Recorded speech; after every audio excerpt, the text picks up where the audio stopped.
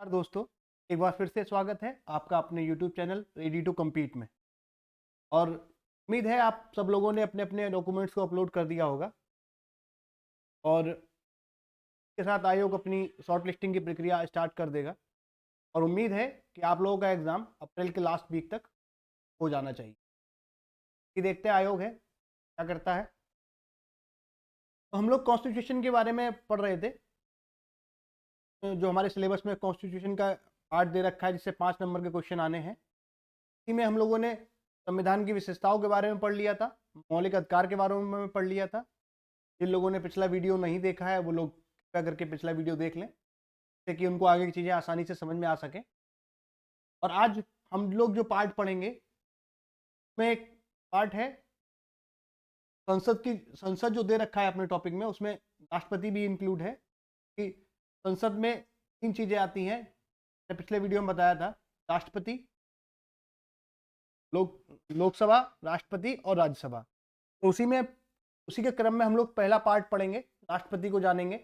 राष्ट्रपति में कौन कौन से अनुच्छेद हैं और जो अनुच्छेद दे रखे हैं उनमें क्या क्या प्रावधान दे रखे हैं और राष्ट्रपति की शक्तियां क्या हैं, संविधान ने क्या क्या शक्तियां राष्ट्रपति को दे रखी हैं।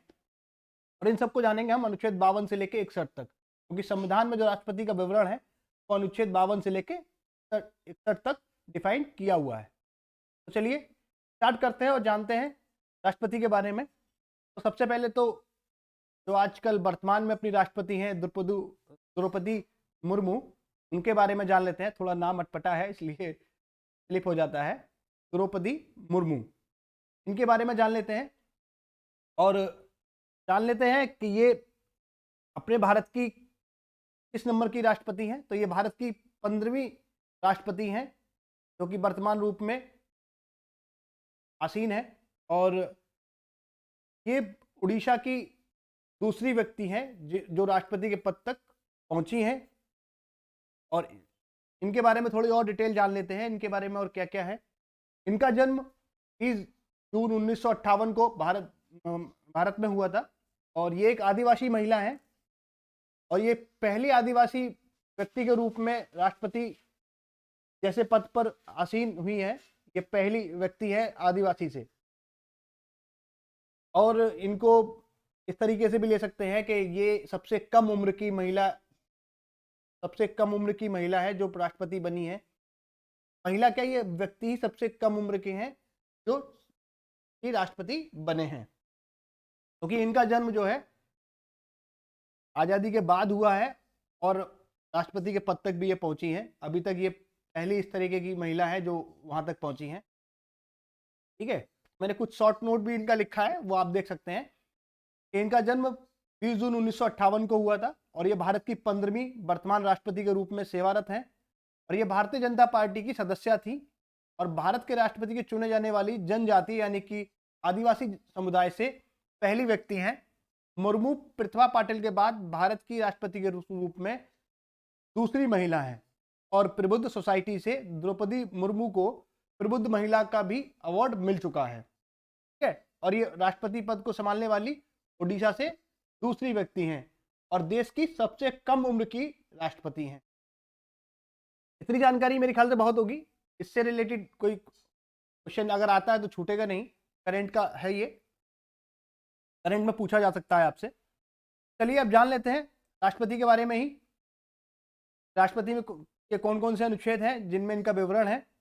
सबसे पहले अनुच्छेद 52 जिसमें कि पद के बारे में बताया गया है। ठीक है, अनुच्छेद 53 में इनकी कार्य एवं शक्तियों के बारे में बताया गया है और अनुच्छेद 54 इनके निर्वाचन के बारे में बताया गया है और अनुच्छेद 55 में निर्वाचन की रीति के बारे में बताया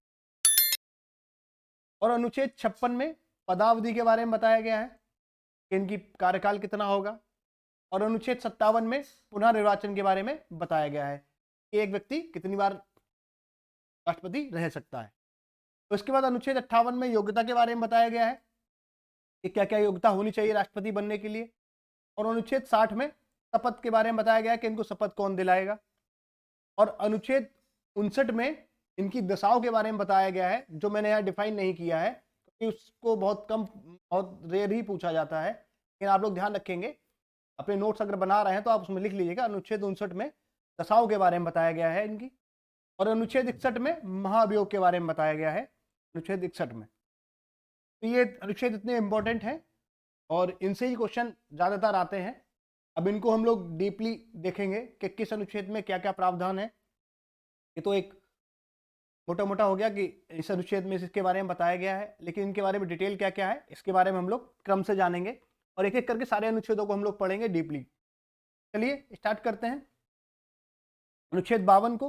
अनुच्छेद 52 में कहा गया है कि भारत राष्ट्र या संघ का एक प्रधान होगा जिसे राष्ट्रपति कहा जाएगा। ये संविधान में वर्णित है अनुच्छेद 52 में। के बाद अनुच्छेद 53 में इनकी कार्य एवं शक्तियों के बारे में है, जो कि हम लोग लास्ट में पढ़ेंगे क्योंकि वो विस्तार से पढ़नी है और उसमें ज़्यादा दे रखा है कार्य एवं शक्तियों के बारे में। तो अभी हम लोग जो शॉर्ट है इनके वो पढ़ लेते हैं। सबसे पहले हम लोग 52 के बाद 53 आता है। 53 में इनके कार्य एवं शक्तियों के बारे में है। उसके बाद 54 है, अनुच्छेद 54, जिसमें कि इनके निर्वाचन के बारे में बताया गया है, इनका निर्वाचन किस तरीके से होगा। तो राष्ट्रपति का चुनाव जो होता है वो गुप्त मतदान के द्वारा अप्रत्यक्ष रूप से किया जाता है। ध्यान रखेंगे, गुप्त मतदान होता है और अप्रत्यक्ष रूप से किया जाता है। अप्रत्यक्ष रूप का मतलब है कि हम लोग डायरेक्टली उसमें वोट नहीं करते, लेकिन जो हमारे द्वारा चुने हुए विधायक हैं, सांसद हैं, वो लोग उनको वोट करते हैं। यानी कि जो वोटिंग होती है वो अप्रत्यक्ष रूप से होती है। यानी कि राष्ट्रपति जो है हमारे द्वारा डायरेक्टली नहीं चुना जाता, यानी कि भारत के नागरिकों द्वारा। अब निर्वाचक मंडल में देख लेते हैं कौन कौन से लोग होते हैं निर्वाचक मंडल में। तो निर्वाचक मंडल में लोकसभा के सभी निर्वाचित सदस्य होंगे और राज्यसभा के सभी निर्वाचित सदस्य होंगे और सभी राज्यों के विधानसभा के निर्वाचित सदस्य होंगे। ये आप बिल्कुल ध्यान रखेंगे कि क्वेश्चन में अगर ऑप्शन आंसर में ये दिया जाता है कि लोकसभा के सदस्य, राज्यसभा के सदस्य, तो वहां सदस्य नहीं होगा कि निर्वाचित सदस्य होगा। जो भी निर्वाचित सदस्य हैं वही केवल राष्ट्रपति के इलेक्शन में, निर्वाचन में भाग ले सकते हैं। इसके बाद 2 केंद्र शासित प्रदेश हैं, यहाँ विधानसभा है। एक तो है दिल्ली और एक दूसरी है पुदुचेरी। तो यहाँ के जो भी विधानसभा के विधायक हैं वो भी इसमें भाग ले सकते हैं, निर्वाचित सदस्य के। ठीक है। इसके बाद एक चीज और जान लीजिए कि विधान परिषद के कोई भी सदस्यों को चुनाव में शामिल नहीं किया जाता है। तो विधान परिषद हैं, उनके किसी भी सदस्य को इस चुनाव में शामिल नहीं किया जाता है। उसकी वजह यह है कि हर राज्य में अपनी विधान परिषद नहीं है, और अगर हर एक राज्य में विधान परिषद नहीं है, और जिन राज्यों में है लगभग टोटल 7 राज्यों में इस टाइम विधान परिषद है, बाकी राज्यों में विधान परिषद नहीं है। तो अगर विधान परिषद को मौका दे दिया जाएगा तो कहीं ना कहीं उन राज्यों के साथ में ये थोड़ा सा कहेंगे कि ये ठीक नहीं रहेगा, क्योंकि जिन राज्यों के साथ में विधान परिषद है वो लोग वोटिंग में ज़्यादा बढ़ जाएंगे, तो ये बैलेंस नहीं होंगी चीज़ें, इसलिए विधान परिषद को शामिल नहीं किया जाता है। ठीक है। चलिए इसके बाद देखते हैं अनुच्छेद 55 में इनकी जो निर्वाचन की प्रक्रिया है उसको जानते हैं कि निर्वाचन आखिर किस तरीके से होता है। तो निर्वाचन में पद्धति यूज होती है समान अनुपातिक प्रतिनिधित्व प्रणाली द्वारा, यानी कि समान अनुपात में प्रतिनिधित्व जो करते हैं उनके द्वारा इनकी वोटिंग की जाती है। जैसे कि अगर मैंने बताया था जो लोकसभा के निर्वाचित सदस्य हैं, यानी कि सांसद जिनको बोलते हैं, तो सांसद लगभग, और राज्यसभा के, तो राज्यसभा और लोकसभा के अगर निर्वाचित सदस्यों की संख्या को मिला लें तो लगभग 776 के आसपास होती है। और वहीं राज्यों की अगर विधानसभाओं को मिलाए तो उनके विधायक जो होते हैं वो लगभग 4000 कुछ के आसपास हैं, 4126 या 120 के आसपास विधायक होंगे, सारे राज्यों को मिला देंगे। तो ये बैलेंस नहीं होगा। तो किस तरीके से अनुपात निकाला जाता है, उसके लिए एक फॉर्मूला यूज किया जाता है कि एक विधायक का मत बराबर उस राज्य की जनसंख्या बटे उस राज्य के विधानसभा के कुल सदस्य इंटू 1000, यानी कि उस राज्य की जनसंख्या में उस राज्य के विधानसभा के जितने सदस्य होंगे और मल्टीप्लाई 1000 से डिवाइड कर देंगे तो लगभग एक विधायक का मत आ जाएगा। ठीक है। इसके बाद एक सांसद का मत किस तरीके से काउंट होगा, तो एक सांसद का मत जो काउंट होगा वो कुल विधायकों के मत बटे निर्वाचित सांसदों की संख्या से भाग कर देंगे तो एक सांसद का मत निकल आएगा। जो भी ये मत निकलेंगे उसके द्वारा उनको वोटिंग करा दी जाएगी। इसके बाद एकल हस्तांतरणीय मत पद्धति भी इसको बोला जाता है, यानी कि जिसको मतलब कि कह सकते हैं कि क्योंकि हम लोग डायरेक्टली इसमें वोटिंग नहीं करते, लेकिन विधायक और सांसद जो भी वोटिंग करते हैं वो अपने विधायक क्या होता है, विधायक अपने विधानसभा क्षेत्र को का पूरे विधानसभा क्षेत्र का प्रतिनिधित्व करता है। उसके बाद सांसद भी इसी तरीके से तो प्रतिनिधित्व करता है। तो इसलिए ये जो प्रणाली है वो एक एकल हस्तांतरणीय मत पद्धति के द्वारा बोली जाती है, क्योंकि हमारे लोगों का द्वारा चुने हुआ विधायक अपने मत का इस्तेमाल, यानी कि हमारे पूरे मत का इस्तेमाल एक रूप में करता है राष्ट्रपति को चुनने के लिए। ठीक है, कोटा एक शब्द आता है इसमें। कोटा क्या होता है, तो कोटा का मतलब होता है कुल वैध मत बटे 2 + 1। इस तरीके से इनकी काउंटिंग होती है और राष्ट्रपति का चुनाव किया जाता है। ये पूछा नहीं जाता है, लेकिन कभी कभार अगर आता है तो कोटा वर्ड आपसे पूछ सकता है, कोटे का फॉर्मूला, तो आप कोटा का फॉर्मूला याद रखिएगा, कुल वैध मत बटे 2 + 1। चलिए इसके बाद अनुच्छेद 56 देख लेते हैं, जिसमें कार्यकाल के बारे में बताया गया है कि भारत के राष्ट्रपति का कार्यकाल कितना होगा। तो भारत के राष्ट्रपति का कार्यकाल सब लोग जानते हैं 5 वर्ष का होता है। और कार्यकाल का निर्धारण कब से होता है, तो कार्यकाल का निर्धारण उस दिन से होता है जिस दिन से शपथ दिलाई जाती है। भाई टाइम पीरियड कब से 5 वर्ष माना जाएगा, 5 वर्ष कब से माना जाएगा, निर्वाचन की तिथि से नहीं माना जाएगा, जिस दिन राष्ट्रपति को शपथ दिलाई जाएगी उस दिन से माना जाएगा उनका कार्यकाल स्टार्ट हुआ है। ठीक है, के बाद चलते हैं अनुच्छेद 57 को देखते हैं, जिसमें कि पुनः निर्वाचन के लिए बताया गया है। यहां जो है एक व्यक्ति कितनी भी बार राष्ट्रपति चुनाव लड़ सकता है और जीतकर राष्ट्रपति बन सकता है। ठीक है, इंडिया में कोई बाउंडेशन नहीं है, जिस तरीके से अमेरिका में बाउंडेशन है कि केवल राष्ट्रपति 2 बार ही चुनाव लड़ सकता है और राष्ट्रपति बन सकता है, केवल 2 बार। लेकिन अपने यहाँ इस टाइप की कोई बाउंडेशन नहीं है संविधान में कि वो कितनी बार राष्ट्रपति बन सकता है, एक व्यक्ति के लिए कोई भी प्रावधान नहीं है। इसके बाद चलेंगे अनुच्छेद 58 में और योग्यताओं के बारे में जानेंगे। तो योग्यता में सबसे पहले वो भारत का नागरिक हो, जनरल सभी के लिए ये योग्यता रखी जाती है। उसके बाद उम्र के बारे में जानेंगे। जो उम्र है वो है 35 वर्ष की आयु पूरी कर चुका हो, ये मिनिमम एज है। और मैक्सिमम एज के बारे में कोई भी प्रावधान नहीं है, चाहे वो 60 का हो, 70 का हो, 80 का हो, उससे कोई मैटर नहीं है। लेकिन मिनिमम एज का प्रावधान है कि उसकी आयु 35 वर्ष से कम नहीं होनी चाहिए। इसके बाद लोकसभा का सदस्य बनने योग्य हो, ये भी ध्यान रखिएगा। जो लोकसभा के लिए सदस्य बनने के लिए जो योग्यता निर्धारित की गई है वो पूरी करता हो। इसके बाद किसी के लाभ के पद पर ना हो, ये भी देखने वाली बात है कि वो किसी के लाभ के पद पर ना हो, यानी कि वो किसी भी गवर्नमेंट जॉब में ना हो। ठीक है, चलिए देखते हैं और आगे। के बाद देखते हैं अनुच्छेद 60 को। 59 के बारे में मैंने बता ही दिया था कि उसमें शपथ के बारे में बताया गया है, दसाओं के बारे में बताया गया है। अनुच्छेद 60 में शपथ के बारे में बताया गया है कि भारत के राष्ट्रपति को शपथ कौन दिलाएगा। भारत के राष्ट्रपति को शपथ कौन दिलाएगा, मुख्य न्यायाधीश दिलाएगा। ठीक है, मुख्य न्यायाधीश दिलाएगा भारत के राष्ट्रपति को शपथ। इसके बाद शपथ लेने के साथ ही राष्ट्रपति का कार्यकाल चालू हो जाएगा, ये मैंने बता ही दिया था। ठीक है, चलिए देखते हैं अनुच्छेद 61 को। अनुच्छेद 61 में महाभियोग के बारे में बताया गया है कि राष्ट्रपति को के ऊपर महाभियोग चलाया जा सकता है। ठीक है, राष्ट्रपति को अगर राष्ट्रपति कोई भी संविधान का पालन नहीं करता है और संविधान के खिलाफ कुछ कार्य करता है तो उस पर एक महाभियोग चलाया जा सकता है। ठीक है, के पद से उसको हटाया जा सकता है और महाभियोग की सूचना राष्ट्रपति को 14 दिन पूर्व देनी होगी, यह अनिवार्य है। ठीक है, चलिए अब जानते हैं अनुच्छेद 53 को, कार्य एवं शक्तियों के बारे में। जो क्या क्या कार्य और शक्तियां प्राप्त है संविधान में राष्ट्रपति को, इसके बारे में जानते हैं।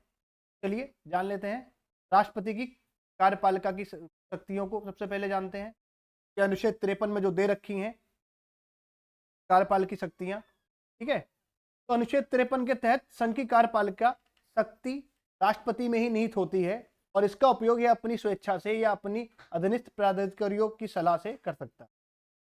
अधीनस्थ प्राधिकारी से मतलब है जो केंद्रीय मंत्रिमंडल है तो इसमें शामिल किया जाता है अधीनस्थ प्राधिकारियों में।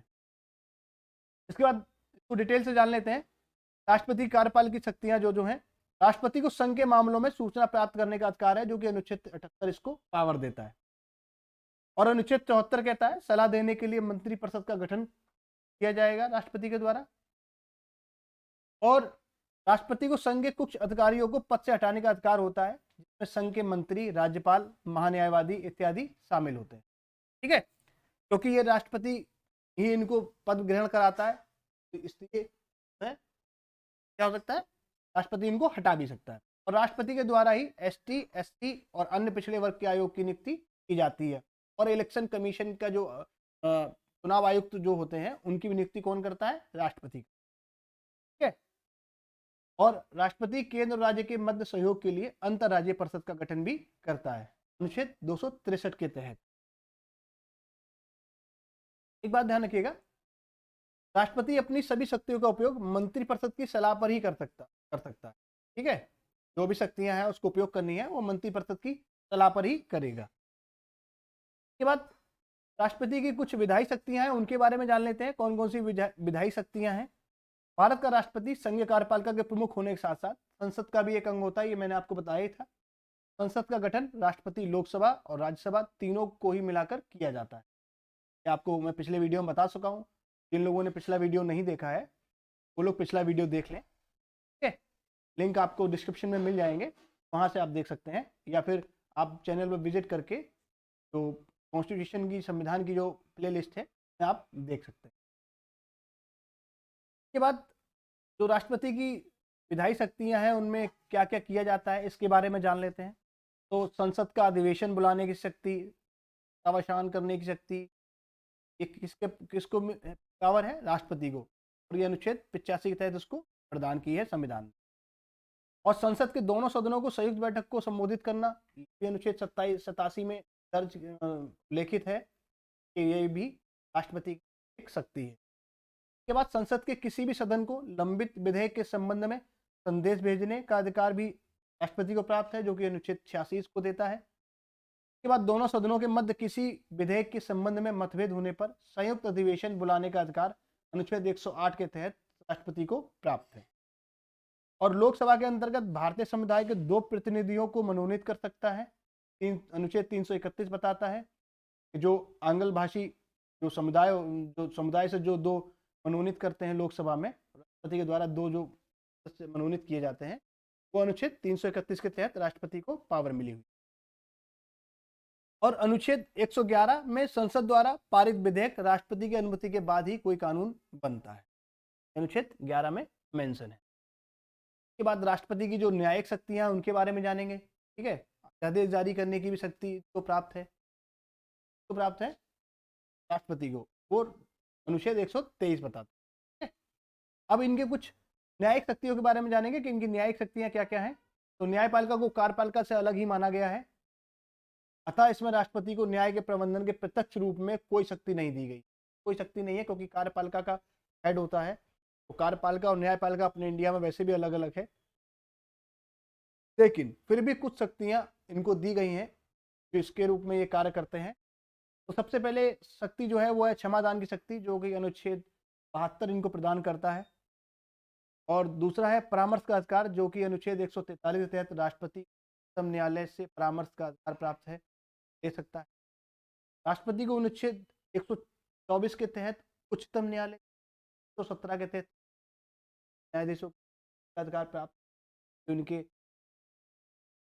न्यायाधीश होते हैं, उनकी नियुक्ति राष्ट्रपति के अनुच्छेद 124 के तहत न्यायाधीश की, अनुच्छेद 117 के तहत उच्च न्यायाधीशों के बाद एक नोट इसमें ध्यान रखिएगा, लिख लीजिएगा। उच्चतम न्यायालय यदि राष्ट्रपति को कोई परामर्श देता है तो राष्ट्रपति इसे मानने के लिए बाध्य नहीं है। जरूरी नहीं है कि वो परामर्श लेता है और वो इसके लिए बाध्य हो, बाध्य नहीं। ठीक है, इसके बाद राष्ट्रपति की कुछ वित्तीय शक्तियां भी हैं, फाइनेंशियल पावर है, जिनके बारे में बताते हैं।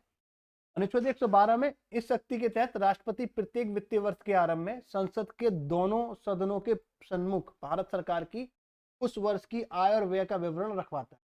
यानी कि जो बजट पेश होता है ना, वो अनुच्छेद 112 के तहत पेश होता है बजट। और भी शक्तियां देख लेते हैं। राष्ट्रपति को एक वित्त आयोग नियुक्त करने का अधिकार है, जो कि अनुच्छेद 280 इनको देते हैं। देता है और राष्ट्रपति की आकस्मिक निधि पर पूर्ण नियंत्रण होता है और बिना राष्ट्रपति की आज्ञा के बिना कोई भी धन और वित्त विधेयक और जो अनुदान की मांगे हैं वो लोकसभा में पारित नहीं की जा सकती। ये फाइनेंशियल पावर राष्ट्रपति को प्राप्त है। इसके बाद राष्ट्रपति के पास कुछ सैन्य शक्तियां भी हैं, जैसे कि हम लोग सब लोग जानते हैं कि जो हमारी तीनों सेनाओं का जो हेड होता है वो कौन होता है, राष्ट्रपति होता है। ठीक है, तो अनुच्छेद 53 के तहत ही मिली हुई है और अनुच्छेद 53 के तहत ही ये किसी भी राज्य के साथ यानी कि किसी राष्ट्र के साथ युद्ध या संधि स्थापित कर सकते हैं। ठीक है, भारत के राष्ट्रपति के द्वारा ही बता ही चुके हैं कि तीनों सेनाओं के अध्यक्ष की नियुक्ति का अधिकार किसे प्राप्त है, वो राष्ट्रपति जी को प्राप्त है और देश का प्रथम नागरिक होने के कारण भारत के राष्ट्रपति को विदेशी क्षेत्र में भारत का प्रतिनिधित्व करने का अधिकार होता है और इसके तहत ही भारत का राष्ट्रपति विदेश में अपने राजदूत नियुक्त करता है और जो भी संधियां होती हैं वो सब राष्ट्रपति के नाम पर ही होती हैं। ठीक है, जो भी समझौते होते हैं वो सब राष्ट्रपति के नाम पर ही होते हैं, जो भी अदर कंट्री से हमको करने हैं वो सब राष्ट्रपति के नाम पर ही किए जाते हैं। ठीक है, इसके बाद चलते हैं और देखते हैं राष्ट्रपति के पास कुछ इमरजेंसी पावर भी हैं, इमरजेंसी लगाने की पावर है, टाइप की कुछ पावर है जिनके बारे में जानते हैं। तो भारतीय संविधान के अनुसार राष्ट्रपति को 3 प्रकार के संकट काल में विशेष शक्तियां मिल जाती हैं जो कि आपातकाल की श्रेणी में आती हैं।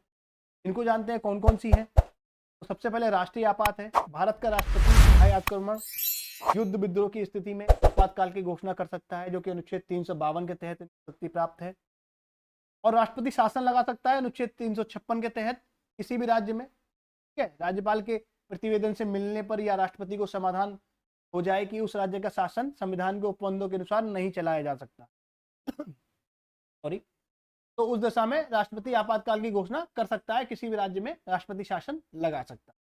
ठीक है, इसके बाद वित्तीय आपात है जो कि अनुच्छेद 360 में दर्ज है।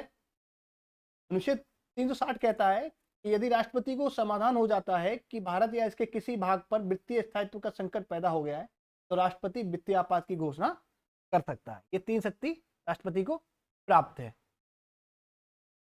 उम्मीद है इतना समझ में आया होगा। और देख लेते हैं कुछ वीटो पावर भी इनको मिली हुई है, तो वीटो पावर के बारे में जानते हैं कि वीटो पावर आखिर क्या क्या है इनकी। तो भारतीय संविधान के तहत राष्ट्रपति को कोई भी स्पष्ट वीटो पावर नहीं मिली हुई है, लेकिन संवैधानिक परंपरा के रूप में राष्ट्रपति को 3 वीटो पावर मिली है। ठीक है, 3 वीटो पावर मिली है। कौन कौन सी मिली है इनको देख लेते हैं। आत्यांतिक वीटो, जब किसी विधेयक पर राष्ट्रपति अपनी अनुमति नहीं देता।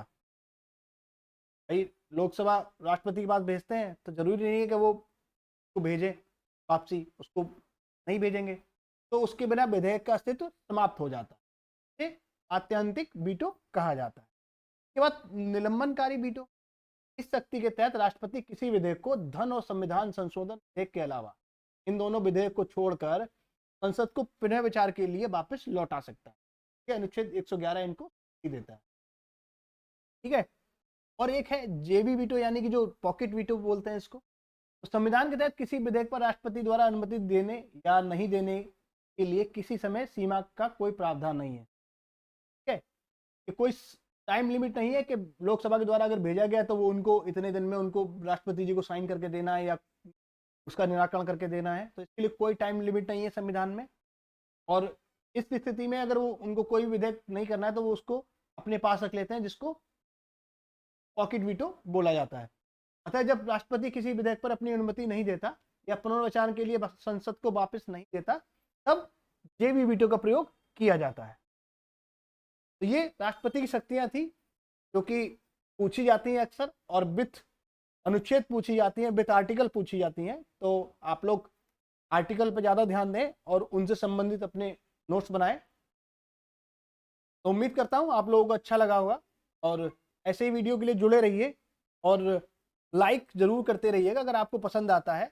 और अगर कोई भी समस्या है आपको या कोई प्रॉब्लम है तो आप लोग मुझे कमेंट भी कर सकते हैं और मेरे Telegram channel ready to compete में जुड़ सकते हैं।